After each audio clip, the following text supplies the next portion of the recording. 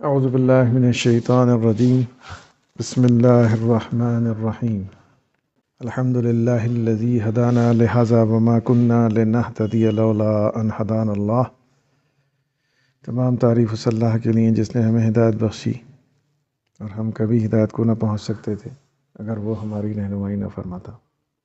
آج کا جو موضوع ہے وہ کئی ہفتوں سے ذہن میں ہے اور بہت اہم ہے۔ یہ سوچا تھا کہ ایک ڈیڈیکیٹڈ کلاس ہونی چاہیے، حالانکہ بات مختصر سی ہے لیکن بہت زیادہ امپورٹنٹ ہے۔ جیسے ہم نے پیچھے ذکر کیا تھا کہ ایک ایسا گناہ ہے کہ جو سب سے زیادہ ہوتا ہے ہم انسانوں سے، اور سب سے خطرناک بات یہ ہے کہ اس کا احساس نہیں ہوتا کہ وہ ہم سے ہو رہا ہے۔ اکثر و بیشتر، یا یوں کہیں کہ اس کے علاوہ ہر طرح کا گناہ انسان کو محسوس ہو جاتا ہے۔ انسان جب جھوٹ بولتا ہے تو احساس ہو جاتا ہے کہ جھوٹ بول دیا، کوئی غلط کام کر دیا۔ انسان کسی کو دھوکہ دیتا ہے، بے ایمانی کرتا ہے تو اسے احساس ہو جاتا ہے، اور دیگر کوئی بھی گناہ ہو وہ انسان کو فوراً احساس ہو جاتا ہے اس کا کہ اس نے کوئی گناہ کیا ہے۔ لیکن یہ گناہ جس کے تعلق سے آج ہم بات کرنے والے ہیں، یہ ایک ایسا گناہ ہے کہ اس کے تعلق سے ہم احساس ہی نہیں کر پاتے، اور یہ سب سے خطرناک بات ہے اس گناہ کی۔ اور بعض اوقات ایک تمثیلی کوئی کہانی ہمارے مدعا کو بہت واضح کر دیتی ہے۔ تو ایک مچھوارا تھا، ایک دن اسے کوئی بہت وزنی چیز اس کے جال میں آئی، اور اس نے سوچا کہ شاید بہت بڑی کوئی مچھلی ہے۔ خیر وہ جب کھینچا اوپر اس نے تو کچھ مچھلیاں تھیں، اور مچھلیوں کے بیچ میں ایک چھوٹا سا پتھر تھا۔ پتھر کچھ چمکیلا سا پتھر تھا، اور وہ اس کی پہچان میں نہیں آیا کہ کون سا پتھر ہے۔ بہرحال اس نے وہ پتھر بھی رکھ لیا، اور رات شام کو جب وہ آیا گھر پر اپنی بیوی سے کہا اس نے کہ آج مچھلیوں کے درمیان میں یہ پتھر نکلا ہے۔ تو بیوی نے اسے کہا کہ بہتر ہے کہ کسی جانکار انسان سے بات کر لو جس کو پتھروں کی تمیز ہو، اور اسے دیکھ لو، ہو سکتا ہے کہ یہ پتھر مہنگا ہو۔ اس پتھر کو لے کر گیا ایک جویلر کے پاس۔ اس جویلر نے اس کو دیکھا اور کہا کہ بھائی یہ کہاں سے تمہیں ملا ہے؟ اس نے بتایا کہ ایسے ایسے مجھے ملا ہے۔ اس نے کہا اب کیا چاہتے ہو؟ کہ میں اسے بیچنا چاہتا ہوں، اگر اس کی کوئی خاطر خواہ قیمت ہے تو، اور اگر کوئی خاص قیمت نہیں ہے تو میں اسے پھینک دوں گا۔ اس جویلر نے کہا کہ بھائی یہ اتنا قیمتی پتھر ہے کہ میں اس کو خریدنے سے قاصر ہوں۔ اگر میں اپنی پوری دکان کی تمام زیورات تمہیں دے دوں، اس کے بعد جتنا میرے پاس نقد ہے وہ بھی دے دوں، جتنا کیش ہے وہ بھی دے دوں، جتنی جویلری ہے وہ بھی دے دوں، تب بھی اس کی قیمت ادا نہیں ہو سکتی۔ اس لیے بہتر ہے کہ آپ فلاں سنار کے پاس چلے جاؤ، وہ مجھ سے بڑا سنار ہے اور وہ شاید اس کو خرید سکے۔ خیر وہ بڑا خوش ہوا مچھوارا، اور اس نے کہا چلو یہ تو بہت ہی عمدہ بات ہے بھائی، میرے تو دن بدل گئے۔ وہ اس سنار کے پاس پہنچا جو بڑا سنار تھا۔ غرض یہ اس نے دیکھا اور اس نے بھی وہی کچھ کہا جو اس سنار نے کہا تھا کہ میں بھی اس کو خریدنے سے قاصر ہوں۔ اور اس بڑے سنار نے کہا کہ تم بہتر یہ ہے کہ تم جو بادشاہ ہے ہمارا اس کے پاس چلے جاؤ، صرف اور صرف وہ ہی اس کی قیمت ادا کر سکتا ہے، اور کسی کے بس کی بات نہیں ہے۔ وہ بہرحال مچھوارا وقت کا جو بھی بادشاہ تھا، جو بھی راجا تھا، اس کے پاس اس کے دربار میں پہنچ گیا۔ وہ اندر اس پتھر کو لے کر پہنچا اور اس نے بادشاہ سلامت کے سامنے وہ پتھر پیش کیا۔ بادشاہ نے دیکھا اور بادشاہ بولے بھائی یہ تو نایاب چیز لائے ہو تم، اور اس کی قیمت میں تمہیں کیسے ادا کروں؟ ایسا کرو کہ تم میرے خزانے میں چلے جاؤ، میں اپنے دو بھیج دیتا ہوں ماتحت، وہ تمہیں خزانے میں لے جائیں گے۔ 24 گھنٹے کے اندر اندر تم جتنا چاہو وہاں سے ہیرے جواہرات، جو کچھ بھی لینا چاہو، جو بھی لینا چاہو وہاں سے تم لے جاؤ اپنے گھر کو، یہ تبھی اس کی قیمت ادا ہو پائے گی۔ اس شخص کو اس خزانے میں لے جایا گیا۔ وہاں جاتے ہی اس کی تو آنکھیں خیرہ ہو گئیں۔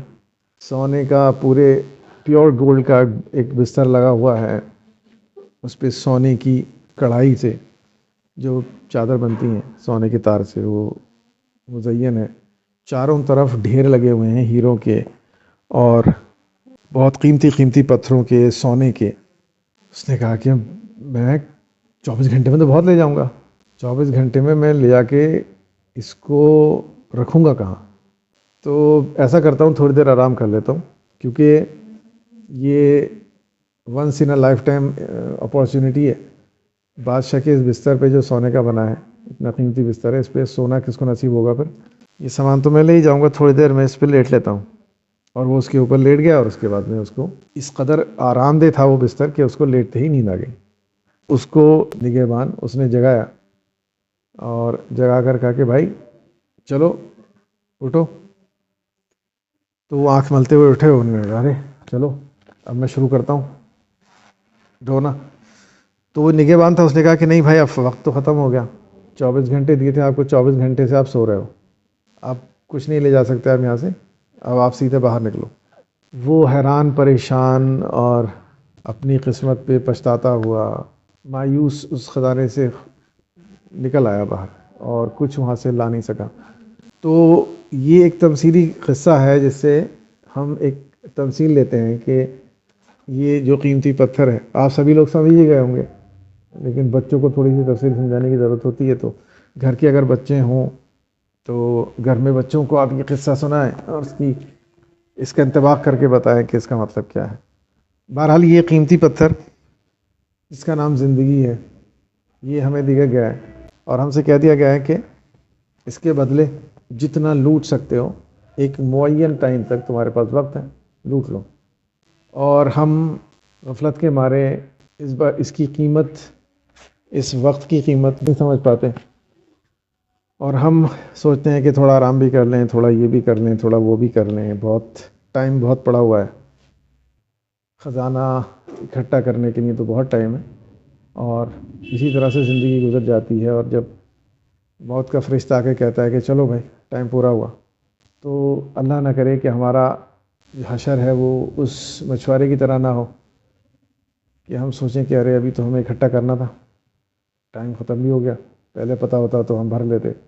تو ابھی ہوا یہ کہ ریسنٹلی اس بات کا تو خیر جو میں نے آپ کو قصہ سنایا، اس بات کا احساس مجھے ایک زمانے تک نہیں ہوا، اور میں نے بہت وقت ضائع کیا اپنی زندگی کا، اس کا مجھے انتہائی افسوس ہے، اور آخری سانس تک افسوس رہے گا۔ اللہ تعالیٰ سے بس یہ دعا ہے کہ اللہ تعالیٰ معاف فرمائے ہماری اس کوتاہی کو، اور جو باقی زندگی بچی ہے اس میں اس گناہ سے ہمیں محفوظ فرمائے۔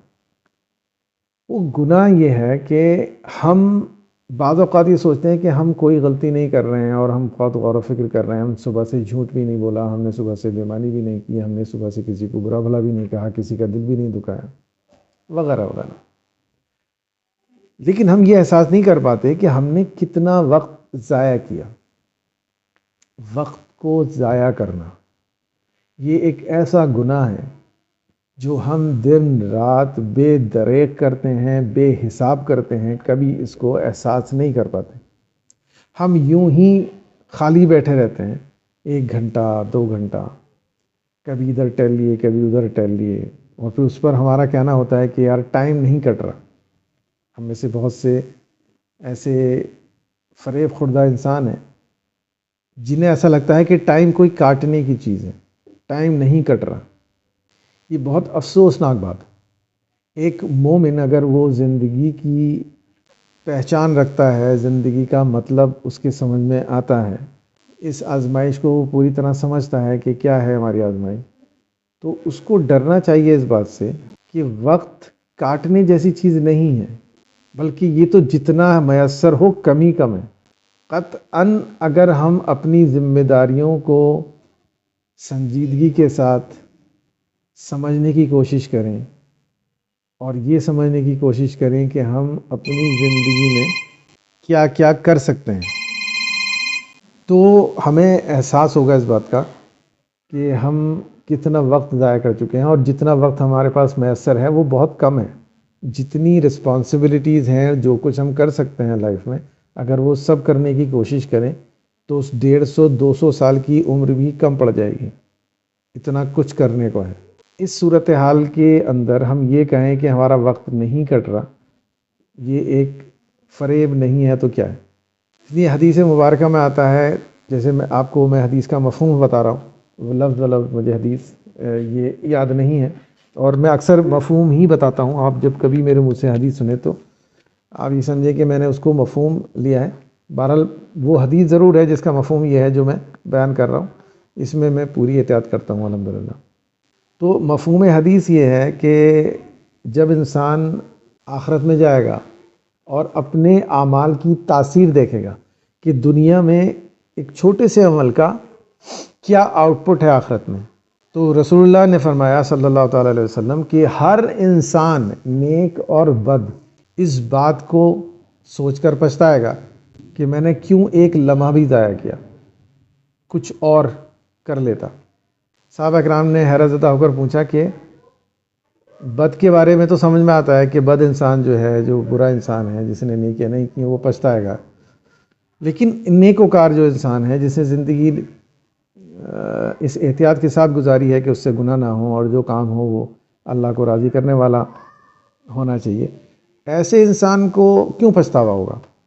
تو حضور صلی اللہ علیہ وسلم نے فرمایا کہ وہ یہ سوچ کے پچھتائے گا کہ جب میرے ان اعمال کا بدلہ یہ ہے جو میں نے کیا ہے، نیک اعمال جو بھی میرے کھاتے میں ہیں تھوڑے بہت، ان کا اتنا بڑا آؤٹ پٹ ہے، تو جو وقت میں نے خالی گزار دیا کاش میں اس وقت کو بھی کنورٹ کر پاتا آخرت میں، اس کو بھی میں یہاں پر لے آتا، کوئی ایسا عمل مجھ سے ہو جاتا کہ وہ عمل مجھے یہاں پر اور ایکسٹرا مل جاتا. اس حدیث کو جب میں نے پہلی بار پڑھا تھا تو مجھے بس ایک سرسری طور سے یہی اس کا ایکسپلینیشن سمجھ میں آیا جو میں نے آپ کے سامنے عرض کیا.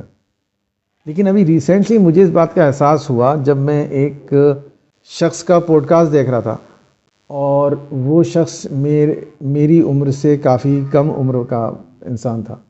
اس انسان کو ایک خاص ٹاپک کے اوپر، ایک خاص موضوع کے اوپر جو نالج حاصل ہے، جو اس نے اپنی محنت سے اور اللہ تعالیٰ کی توفیقات سے حاصل کی ہے، وہ اتنی حیرت زدہ کرنے والی تھی کہ میں بس اس کو حیرانی سے دیکھ رہا تھا، سن رہا تھا، اور میں یہ سوچ رہا تھا کہ یار یہ 40 سال کی عمر میں اس انسان نے اتنا گین کیسے کر لیا؟ کسی بھی موضوع کے اوپر کیسے کوئی انسان اتنا زیادہ ایکسپرٹ ہو سکتا ہے جس قدر یہ ایکسپرٹ ہے؟ کیسے اتنی زیادہ نالج اس نے اکوموڈیٹ کی ہے اور کہاں سے کی ہے؟ اور پھر میں نے اپنے گریبان میں جھانکا کہ میں بحیثیت انسان میں نے اسی کی طرح کون سی ایسی فیلڈ ہے جس میں اتنی محنت کی ہے یا اتنی مہارت حاصل کی ہے جتنی اس شخص کو اس فیلڈ میں مہارت ہے. اور مجھے بڑی مایوسی ہوئی، بہت ہی اس بات کو کا رنج بھی ہوا اور تشویش بھی ہوئی، اور مجھے محسوس ایسا ہوا کہ میں نے ایک بہت بڑا پیریڈ ضائع کیا ہے جو اس شخص نے ضائع نہیں کیا، اور مجھے اس بات کا احساس بھی نہیں ہے. میں نے سوچا، پھر میں نے اپنے ریکال کی اپنی زندگی کو، تو مجھے ایسے بے شمار اوقات سمجھ میں آئے، بے شمار، جن کو میں کاؤنٹ نہیں کر سکتا، جن کا حساب نہیں لگا سکتا، جو بنا وجہ خالی میں نے ضائع کیے. کاش وہ اس وقت اس قیمتی پتھر کا، اس قیمتی شے کا مجھے احساس ہو جاتا کہ کتنی قیمتی شے ہے جس کو میں ایسے ہی ضائع کر رہا ہوں، تو شاید میں بھی اس شخص کی طرح کسی ایک خاص فیلڈ میں اتنی مہارت حاصل کر پاتا کہ میں دیگر انسانوں کو فائدہ پہنچا رہا ہوتا اپنے اس علم کے نتیجے میں. اور جب دوسروں کو فائدہ پہنچا رہا ہوتا تو یہ سارا میری جو کاوش تھی، میری جو یہ محنت تھی، وہ کنورٹ ہو جاتی میرے آخرت میں. تو مجھے بہت ہی زیادہ ریگریٹ ہوا، اور میں نے یہ مناسب سمجھا کہ آپ سب لوگوں کو اس طرف توجہ دلائی جائے، آپ سب لوگوں کو اس بارے میں ایکنالج کیا جائے جو میں محسوس کر رہا ہوں، اور ایک لمبے وقت کے بعد میں مجھے اس کا احساس ہوا ہے. کہیں ایسا نہ ہو کہ خدا نخواستہ آپ میں سے کسی کو بھی ایک بہت لمبے وقت کے بعد اس بات کا احساس ہو. تو تب میرے وہ حدیث سمجھ میں کلیئرٹی سے آئی جب مجھے یہ احساس ہوا کہ اس بندے نے کس قدر اچیو کر لیا اور میں نے کتنا وقت ضائع کیا.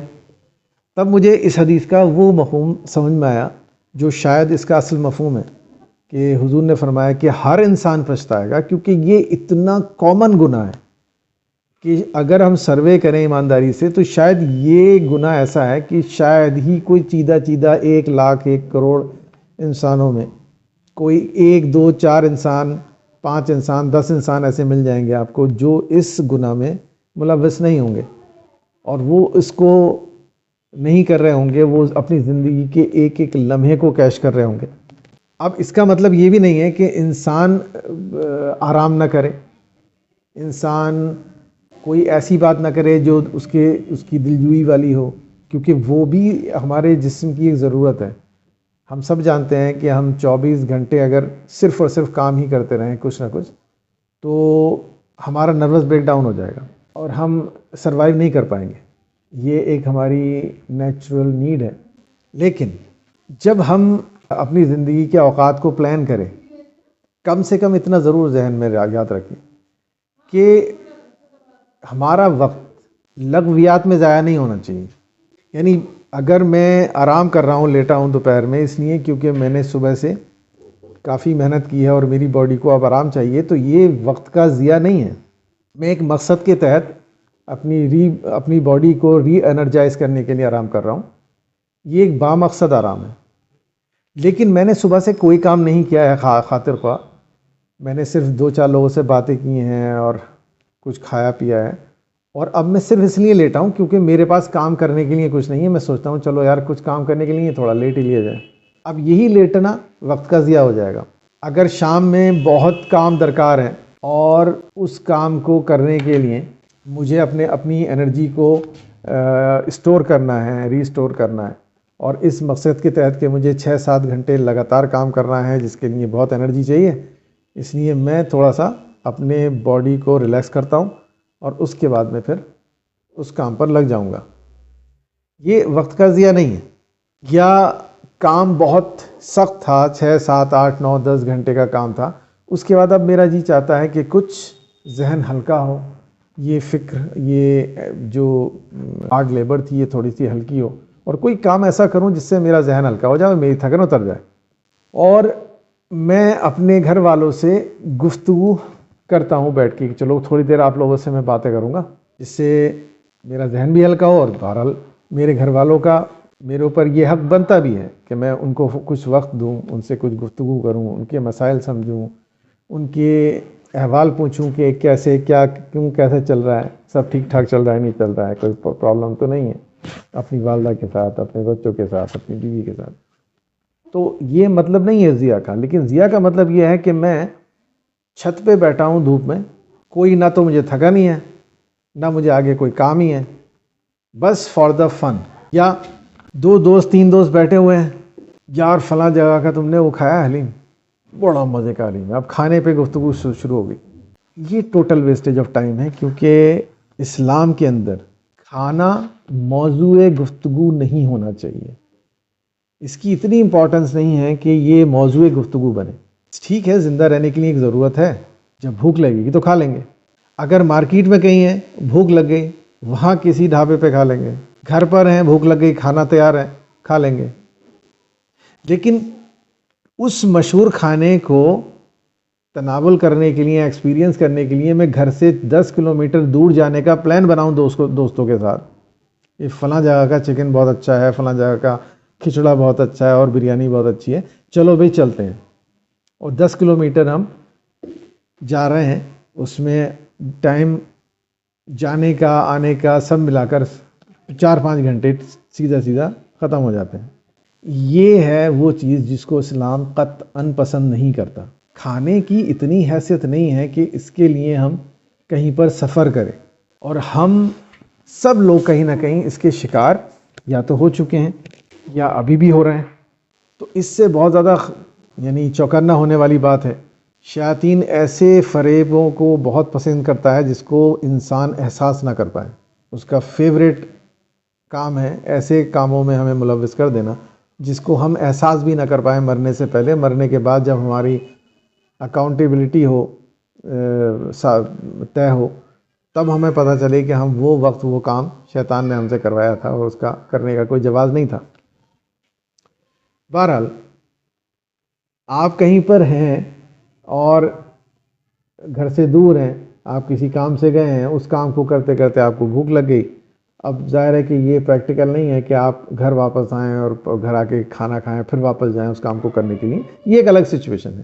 اس سچویشن میں آپ یہ دیکھ سکتے ہو کہ آس پاس جو ہوٹل ہے اس پہ قاعدے کا کھانا کہاں ملتا ہے، اس میں کوئی حرج نہیں ہے۔ کیونکہ انسان کو پیسہ خرچ کرنا ہے تو ظاہر ہے وہ یہی بھی چاہے گا کہ بہتر سے بہتر چیز حاصل کرے اس پیسے سے. تو یہ نہیں ہے، بلکہ میں نام نہیں لوں گا ورنہ غیبت ہو جائے گی. میں ایسے ایک گروپ کو جانتا ہوں کچھ انسانوں کا کہ جو صرف گفتگو کر رہے تھے، سنبھل کے وہ لوگ تھے، اور وہ گفتگو کر رہے تھے کہ جے پور میں کہیں پر کسی خاص جگہ کوئی کھچڑا وچڑا حلیم یا کھچڑا ملتا ہے اور وہ بہت زیادہ فیمس ہے. تو انہوں نے کہا کہ ان میں سے ایک شخص نے کہا کہ چلو چل رہے ہیں. کہ کہاں چل رہے ہیں؟ جے پور. اور وہ سب آمادہ ہو گئے اس بات کو سنتے ہی. ارے بھائی واہ، چلو نکالو کار. اور پھر اس شخص نے کار نکالی اور سارے دوست بیٹھے اور سنبھل سے جے پور اب وہ جا رہے ہیں کھانا کھانے کے لیے. پر یہ تو ایکسٹریم کیس ہے، اتنے احمق تو شاید کم ہی ہے سوسائٹی میں الحمدللہ. لیکن پھر بھی یہ کام ہم عام طور سے کر لیتے ہیں کہ ہم گھر پر کھانا کھا سکتے ہیں اور کم ٹائم ہم لگا سکتے ہیں اس میں. ہم اس کو چھوڑ کر کسی ریسٹورنٹ پر جا رہے ہیں اور وہاں پر پیسہ بھی زیادہ خرچ کر رہے ہیں اور وقت تو 4 گنا 5 گنا 10 گنا 15 گنا پتہ نہیں کتنے گنا ہو ہی رہا ہے وہاں پر. تو اس گناہ کو ہم احساس نہیں کر پاتے ہیں. یہ موسٹ کامن ایرر ہے، موسٹ کامن فالٹ ہے جس کو بیشتر لوگ کرتے بھی ہیں اور اس کو گناہ بھی احساس نہیں کرتے. تو اس کا مجھے بڑا شدید احساس ہوا وہ پوڈ کاسٹ دیکھنے کے بعد میں، اور بڑا ہی ملال ہے آپ لوگوں سے. سب سے یہ التماس ہے کہ آپ میرے لیے بھی اپنے لیے بھی دعا کریں کہ اللہ تعالی ہماری اس کوتاہی کو معاف فرمائے، اور آنے والی زندگی میں جو بھی ہمارے پاس اب وقت میسر ہے اس میں اس گناہ کے تعلق سے ہمیں شعور عطا فرمائے اور ہم چوکنا رہیں. یہ توفیق عطا فرمائے اور ہم زیادہ سے زیادہ اپنی آخرت کے لیے اس وقت کو آگے پہنچا سکیں. کیونکہ ابھی ہمیں اس بات کا احساس ہی نہیں ہے کہ کتنا تاثیر ہے اس وقت کی. ہو سکتا ہے کہ یہاں پر 5 منٹ کا کیا گیا کوئی نیک عمل آخرت میں ہمارے ہزاروں سال پر محیط ہو. اس وقت ہمیں بڑا پچھتاوا ہوگا اس 1 گھنٹے کو ضائع کرنے کا، جب ہمیں اس 1-2 منٹ کے عمل کا ریٹرن پتہ چلے گا، آؤٹ پٹ پتہ چلے گا کہ کتنا میسو ہے. اس لیے اللہ تبارک و تعالیٰ نے قرآن مجید میں مومنین کی یہ صفت بیان کی ہے کہ وہ لغویات سے دور رہتے ہیں. اب لغویات کی ڈیفینیشن کیا ہے؟ لغو کام کیا ہے؟ لغویات کی ایزیسٹ ڈیفینیشن یہ ہے کہ ایسا کوئی بھی کام جس کا نہ دنیا میں مجھے کوئی فائدہ نظر آتا ہے، نہ ہی اس کا آخرت میں کوئی ریٹرن ملنے کا امکان ہے، اس کو لغو کام کہتے ہیں قرآن کی روح سے، قرآن کی لائٹ میں. تو اللہ تبارک و تعالیٰ ارشاد فرماتا ہے کہ جو مومنین ہیں، میرے ایمان والے بندے ہیں، ان کی بہت ساری اور صفات اللہ تعالیٰ نے بیان کی ہیں. اس میں ایک صفت یہ بھی بیان کی ہے کہ یہ لغویات سے دور رہتے ہیں. یہ کچھ بھی کر لیں لیکن لغو کام نہیں کرتے. ایسے کتنے ہی کام ہم زندگی میں کر رہے ہوتے ہیں کہ جس کا ہمیں کنفرم پتہ ہوتا ہے کہ اس کا کوئی فائدہ نہ دنیا میں ہے نہ آخرت میں، نہ اس کا کوئی ریٹرن ہمیں آخرت میں ملے گا اور نہ ہی دنیا میں اس کا کوئی ہمیں فائدہ نظر آ رہا ہے. اس کی سب سے کامن جو مثال ہے ہمارے اس انڈین سب کانٹیننٹ میں وہ کرکٹ ہے. کرکٹ کا دیکھنا. آپ ذرا امیجن کریے کہ کس نے کیسی بال پھینکی اور کس نے کیسا شاٹ مارا. اس کا دنیا میں کہاں پر فائدہ حاصل کر سکتا ہوں؟ اگر مجھے بہت نالج ہو جائے اس بات کی کہ یہ اچھی بال ہے اور یہ خراب بال ہے اور یہ اچھا شاٹ ہے یا برا شاٹ ہے، میں پورا دن بیٹھا رہتا ہوں. اس کا کیا فائدہ ہے؟ کیا اس کا ریٹرن مجھے آخرت میں اللہ تعالیٰ دے گا؟ میں نے دن بھر بیٹھ کر کرکٹ دیکھا تھا. بہت آسانی سے سمجھ سکتے ہیں. This is not a rocket science. بہت آسانی سے سمجھ سکتے. دنیا میں میرے کس کام پر اس کا فائدہ نظر آ رہا ہے؟ بس انسان ایک بات کہہ سکتا ہے کہ اس سے ہماری ذہن ہلکا ہو رہا ہے، ہمارا تھوڑا سا انٹرٹینمنٹ ہو رہا ہے، اور انٹرٹینمنٹ کی ضرورت انسان کو ہوتی ہے. اس سے میں ڈس ایگری اس لیے کرتا ہوں کہ انٹرٹینمنٹ کے لیے کوئی کام کرنے کا ایک ٹائم لمٹ ہوتی ہے. وہ ہفتہ 10 دن 15 دن لگاتار IPL کے میچز دیکھنے کے اوپر اس کا انطباق نہیں ہو سکتا. اس کو ہم جسٹیفائی نہیں کر سکتے. دوسری بات، آپ نے اور میں نے یہ غور کیا ہے کہ احادیث مبارکہ میں جو انٹرٹینمنٹ ہے جس کو نبی کریم صلی اللہ تعالیٰ علیہ وسلم نے پسند فرمایا ہے، وہ وہی انٹرٹینمنٹس ہیں جن میں ہماری اپنی ورزش ہو، ہماری اپنی فزیکل کوئی نیڈ پوری ہو۔ مثال کے طور پہ حضور نے کشتی کو پسند فرمایا ہے، مثال کے طور پہ حضور نے دوڑ کو، رننگ کو پسند فرمایا ہے، بھالا پھینکنے کو پسند فرمایا ہے۔ یہ بھی گیم اسپورٹس ہیں، ان سے بھی انٹرٹین ہوتا ہے انسان، لیکن ان کو کرنے کے کو اپریشیٹ کیا گیا ہے، اس کو دیکھنے کو اپریشیٹ کوئی حدیث نہیں ملتی کہ بھالا پھینکتے ہوئے دیکھو بہت ثواب ملے گا، دو لوگوں کو دوڑتے ہوئے دیکھو بہت ثواب ملے گا۔ ایسی کوئی حدیث، ایسی کوئی روایت موجود نہیں ہے۔ تو اس سے ہمیں پتہ یہی چلتا ہے کہ جہاں پر انٹرٹینمنٹ میں آپ کی اپنی فزیکل نیڈ پوری ہو رہی ہو، وہ انٹرٹینمنٹ پسندیدہ انٹرٹینمنٹ ہے۔ مثال کے طور پر میں روزانہ 1 گھنٹہ بیڈمنٹن کھیلتا ہوں، آپ روزانہ 1 آدھ گھنٹہ کرکٹ کھیل لیتے ہو، کھیلتے ہو، دیکھتے نہیں ہو، انٹرٹین تو آپ اس میں بھی ہو رہے ہو، لیکن ساتھ میں اس میں آپ کی باڈی کی ورزش بھی ہو رہی ہے، آپ کی باڈی قوی ہو رہی ہے، اس کے جوڑ کھل رہے ہیں، ہڈیاں مضبوط ہو رہی ہیں۔ یہ لغویات میں شمار نہیں ہوگا۔ تو ایسے آپ فرض کر سکتے ہیں، میں نے ایک ایگزامپل بتایا، اس کو سمجھنا میرے اور آپ کے لیے بہت آسان ہے، بالکل ہم نہیں کہہ سکتے کہ یہ اتنا مشکل کام ہے کہ ہمیں کیسے پتہ چلے کہ لغو کیا ہے اور لغو کیا نہیں ہے۔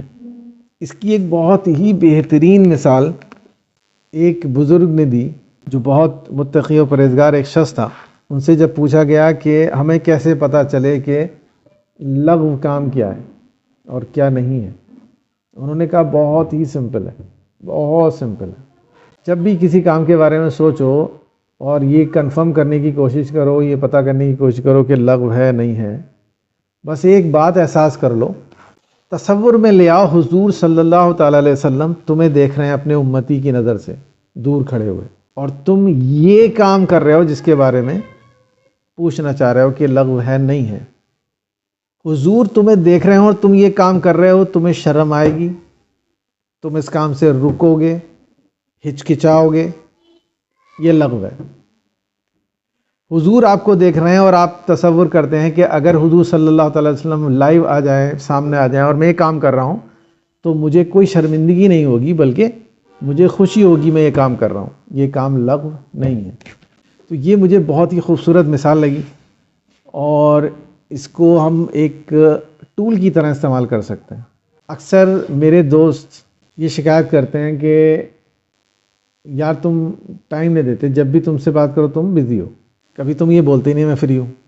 تو میں ان سے یہی بولتا ہوں کہ بھائی میں اس لیے بزی ہوں کہ میں اپنے آپ کو خالی رکھنا ہی نہیں چاہتا، میں آپ کو بول ہی نہیں سکتا میں فری ہوں، کیونکہ میں کوشش یہ کرتا ہوں کہ میرا 1 منٹ بھی ایسا نہ ہو جس کے بارے میں یہ کہوں کہ میں اس ٹائم بالکل خالی ہوں، مجھے کوئی کام نہیں ہے۔ تو میں مستقل سوچتا رہتا ہوں کہ میں اب اس کام کے بعد کیا کام بہتر سے بہتر کر سکتا ہوں، دوسرے کام کے بعد پھر تیسرا کون سا کام ایسا نپٹا سکتا ہوں جو میری ذمہ داری ہے، تیسرے کام کے بعد چوتھی تو کوئی ذمہ داری نہیں ہے جو میں نبھا سکوں۔ یقین جانیے مجھے کبھی سمجھ میں نہیں آیا، کبھی ایسا نہیں ہوا کہ مجھے ایسا لگا ہو کہ میں نے اپنی ساری ذمہ داریاں آج کی پوری کر دیں، اب کل کو دیکھا جائے گا اگر کوئی کام ہوگا تو۔ بالکل آپ کو اللہ تعالیٰ کو حاضر ناظر جان کے میں بات کر رہا ہوں۔ مجھے ایک لمحہ بھی، ایک بار بھی ایسا محسوس نہیں ہوا کہ میرے سارے کام مکمل ہو گئے آج کے، اب آج کوئی کام نہیں ہے۔ ہمیشہ یہی ہوتا ہے کہ جب میں ایک کام کو مکمل کر کے سوچتا ہوں کہ اور کیا کیا کام کر سکتا ہوں جو میری ذمہ داریاں ہیں، تو میرے سامنے ایک ایکٹیویٹیز کا ہجوم ہوتا ہے، ایک پائل اپ ایکٹیویٹیز ہوتی ہیں، ایک گڈی لگی ہوئی ہے، یہ بھی کرنا ہے، یہ بھی کرنا ہے، یہ بھی کرنا ہے، ان میں سے ایک لے لیتا ہوں، پھر وہ کمپلیٹ ہو جائے گا، پھر سوچتا ہوں، پھر ایک مجھے ڈھیر نظر آئے گا ذمہ داریوں کا، پھر تیسری، پھر چوتھی، پتہ یہ چلتا ہے کہ دن ختم ہو گیا اور آج کی جو ذمہ داریاں تھیں، آج کے جو کام تھے کرنے کے، ان میں سے 3 کام پینڈنگ بچے ہیں جو کل ایڈ اپ ہو جائیں گے کل کے کاموں میں۔ مجھے سمجھ نہیں آتا کہ کیسے کسی انسان کو اتنا ٹائم مل جاتا ہے کہ وہ کہے کہ مجھے کوئی کام نہیں ہے۔ اصل میں یہ فریب ہے جو شیطان ہمیں دیتا ہے کہ ہم فری ہیں۔ ہم اگر سنجیدگی کے ساتھ سوچیں بیٹھ کے کہ ہم اس خالی وقت میں کیا کیا کر سکتے ہیں جو ہمیں کرنا چاہیے، تو آپ یقین جانیں کہ 100 سال کی عمر تک یا 150 سال کی عمر تک بھی مجھے نہیں لگتا کہ آپ اور مجھ میں کسی کو بھی 1 منٹ بھی یہ ایسا نظر آئے گا جو ہم خالی بیٹھ کر بنا کسی ریزن کے گنوا سکتے ہیں۔ اب جیسے میں نے کہا کہ یہ ہماری اور آپ کی گفتگو ہو رہی ہے، ہم اس کو کیا ضیاع بولیں گے، ٹائم کا ویسٹیج بولیں گے؟ اسی طرح سے دوست احباب یہاں کہیں بیٹھے ہیں، اور وہ دوست احباب جو متفرق امور ہیں سوسائٹی میں، جو کرنے کے کام ہیں، اور مطالعے کے تعلق سے، دین کو سمجھنے کے تعلق سے، ایک دوسرے کی پریشانی کو حل کرنے کے تعلق سے، کسی کی عیادت کے لیے، کسی کی طبیعت خراب ہے اس کو دیکھنے جانا ہے، تو یہ ساری چیزیں تو مسٹ ہیں، یہ تو مینڈیٹری ہیں، اس کو تو اسلام کمپلسری کرتا ہے، یہ ضیاع نہیں ہے، بلکہ ہفتے میں کم سے کم 1 دن ایسا ضرور ہونا چاہیے جس میں دوست احباب اکٹھے ہوں۔ میں یہ مینڈیٹری ہے کیونکہ یہ ہمارے سوشل بانڈنگ کو اسٹرانگ کرتا ہے۔ This is not wastage of time. میں کسی دوست سے ملنے جاتا ہوں، this is not wastage of time, بلکہ ایسی روایات موجود ہیں کہ جب کوئی دوست دوسرے دوست کے گھر جاتا ہے اس ارادے سے کہ وہ اپنے دوست کے گھر جا کر اس کے ساتھ کچھ ٹائم اسپینڈ کرے، بہت ٹائم ہو گیا ملاقات کیے ہوئے، اور وہ اس کی پریشانیوں کو جانے، کوئی اچیومنٹ، کیسے زندگی چل رہی ہے، تو فرشتے اس کو نیکی لکھتے ہیں، ایک بہت بڑی نیکی لکھتے ہیں، بہت ہیوی عمل ہے یہ۔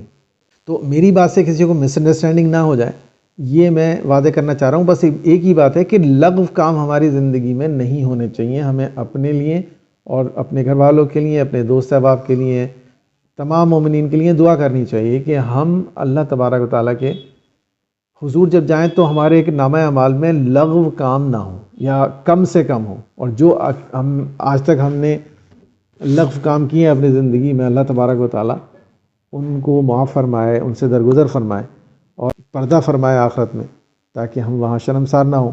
تو یہ ایک مختصر سی بات تھی، اور مجھے لگا کہ اس کے تعلق سے مجھے آپ لوگوں کو ایکنالج کرنا چاہیے، واٹ ایور آئی فیلٹ۔ ہاں، اس میں ایک بات کا اضافہ کر دوں کہ دیکھیے ایک اور مفہوم ہے حدیث کا، اس میں یہ کہا ہے حضور صلی اللہ تعالیٰ علیہ وسلم نے کہ زندگی میں جو بھی کام کرو اس کو بہترین طریقے پر کرو، یعنی بیسٹ طریقے پر کرو۔ تو یہ اپنے آپ میں ایک کام ہے، یہ اپنے آپ میں ایک ایسا کام ہے جو زندگی میں آپ کو مہلت اور فرصت نہیں لینے دے گا۔ میں ڈاکٹر ہوں، میں مستقل یہ کوشش کرتا رہا ہوں کہ میں بیسٹ ڈاکٹر بننے کی کوشش کروں۔ میں انجینئر ہوں، میں اپنی انجینئرنگ اسکل کو مستقل امپروو کرنے کی کوشش کرتا رہا ہوں تاکہ میں ایک بہترین انجینئر کا فرض نبھا سکوں۔ میں ایک ٹیچر ہوں، مستقل اس ٹیچنگ کو امپروو کرنے، اس کو زیادہ مؤثر اور زیادہ کمپریہنسو بنانے کے لیے مستقل کوشش کرتا رہا ہوں، سوچتا رہا ہوں تاکہ میں بیسٹ ٹیچرز میں میرا شمار ہو سکے۔ تو یہ تو کمپلسری بتایا ہے نبی کریم صلی اللہ تعالیٰ علیہ وسلم نے بھی۔ کوئی ڈاکٹر ہے تو ڈاکٹر ہی اپنے آپ کو 10-15 سال پریکٹس کرنے کے بعد میں وہ یہ نہ سمجھ لے کہ بس مجھے سب کچھ پتہ ہے اور میں ایک بہترین ڈاکٹر ہوں، جسے دوا دیتا ہوں اسے شفا ہو جاتی ہے، اور وہ مزید مطالعہ کرنے سے رک جائے، بلکہ اس کے ذہن میں ہونا چاہیے کہ جو میں آج ہوں اس سے بہتر کل ہونا چاہیے مجھے، جو کل ہوں اس سے بہتر پرسوں ہونا چاہیے مجھے۔ اس لیے ضروری ہے کہ میں باوجود اس کے کہ اچھا خاصا ایکسپیرینس رکھتا ہوں، لیکن روزانہ مجھے اور زیادہ سب پرفیکشن کے لیے مطالعہ کرنا چاہیے۔ تو میں نے بہت سارے ڈاکٹرز ایسے دیکھے ہیں جن کو 30 40 سال پریکٹس کرتے ہوئے ہو گئے، اور وہ کنٹینوس 2 گھنٹے 3 گھنٹے اپنے دن کے 24 گھنٹے کے مختص کرتے ہیں، ریزرو کرتے ہیں صرف کیس اسٹڈیز کو پڑھنے کے لیے، اپنی نالج کو اور زیادہ انرچ کرنے کے لیے، تاکہ وہ لوگوں کی اور بہتر طریقے سے مدد کر سکیں۔ تو یہ ڈاکٹرز کے لیے ہی نہیں ہے، ہر انسان کے لیے ہے، وہ چاہے لائر ہو یا ڈاکٹر ہو یا وہ ایک راج ہو، کوئی بھی فن رکھتا ہو، چاہے وہ فیبریکیٹر ہو، چاہے وہ ایک انجینئر ہو، چاہے وہ ایک ٹیچر ہو، چاہے وہ ایک اسٹوڈنٹ ہی ہو۔ حالانکہ اسٹوڈنٹ تو الحمدللہ ایسا کرتے بھی ہیں، اکثر و بیشتر مستقل وہ اپنی نالج کو انرچ اور ایڈوانس کرنے کے لیے ریویژن اور مزید مطالعہ کرتے رہتے ہیں، لیکن جو پروفیشنلز ہیں میرے جیسے، یہاں آ کر ہم یہ کوتاہی زیادہ کرتے ہیں، یہاں زیادہ چانسز ہوتے ہیں اس کوتاہی کے لیے.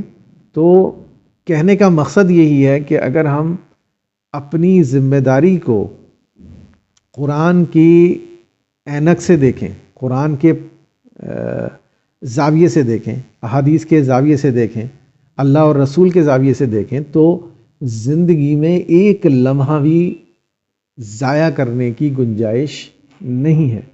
اور یہ وہ گناہ ہے جس گناہ کے ہم سب سے زیادہ شکار ہوتے ہیں انسان. بحیثیت مجموعی میں بات کر رہا ہوں کہ انسانوں میں اگر ہمیں سروے کرنا ہو، سب سے کامن، سب سے زیادہ ہونے والا گناہ تو یہ وہ گناہ ہے جو سب سے زیادہ انسان کرتے ہیں اور اس کو احساس بھی نہیں کر پاتے کہ ہم کوئی گناہ کر رہے ہیں.